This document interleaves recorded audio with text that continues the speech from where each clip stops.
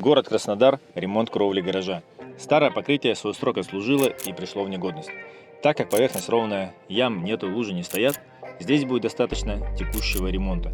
Старое покрытие мы оставляем на месте и наплавляем на него новую рулонную гидроизоляцию фирмы Технониколь Унифлекс. Материал бизнес-класса, срок службы 15-20 лет.